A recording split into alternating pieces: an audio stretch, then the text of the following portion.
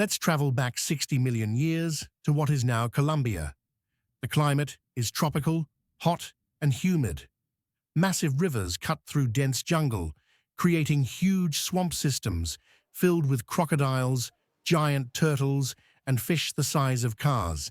And hunting through those murky waters is something that would make the Hydra look reasonable. Titanoboa. This isn't speculation.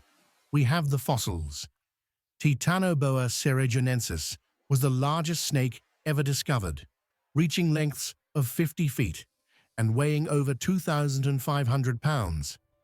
To put that in perspective, it was longer than a school bus and thick as a tree trunk. Its body was so massive that it could crush a full-grown crocodile without effort. Scientists found its remains in a Colombian coal mine in 2009, perfectly preserved, leaving no doubt about what once slithered through prehistoric swamps.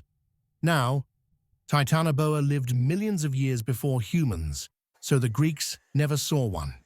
But here's what matters. It proves that snakes of truly monstrous size existed in swamp environments. And while Titanoboa went extinct, its smaller relatives didn't. Anacondas in South America regularly reach 20 to 25 feet. In Southeast Asia, reticulated pythons push past 20 feet. These are ambush predators that live in exactly the kind of murky, swampy water the Greeks described around Lerna. But massive snakes alone don't explain the multiple heads. For that, we need to look at something stranger.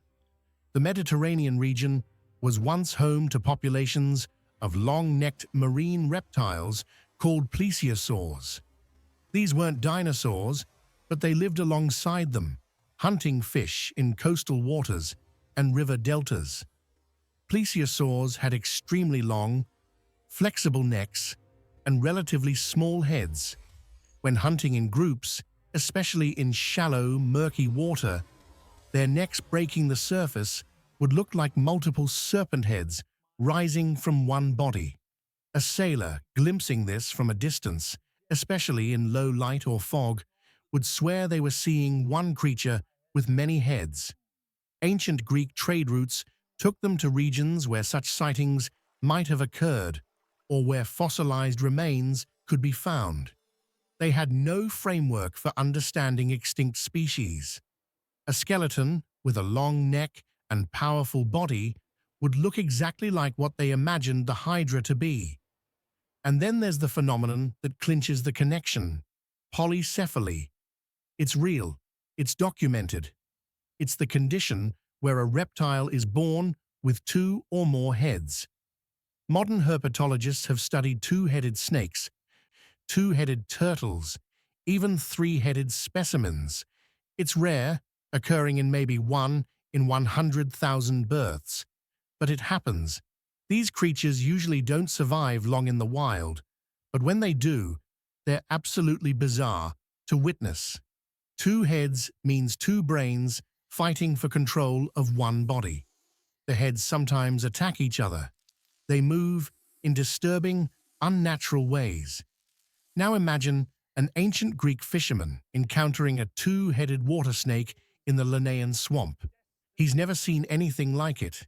He has no biological explanation for what's happening. He goes back to his village and describes what he saw: a serpent with multiple heads that seemed to act independently, thrashing in the water. That story spreads. Each retelling adds details. 5 years later, it's a 9-headed monster. 20 years later, it's immortal. The regenerating heads detail likely comes from observing how reptiles heal. Cut off a snake's tail, and depending on the species, it might regenerate.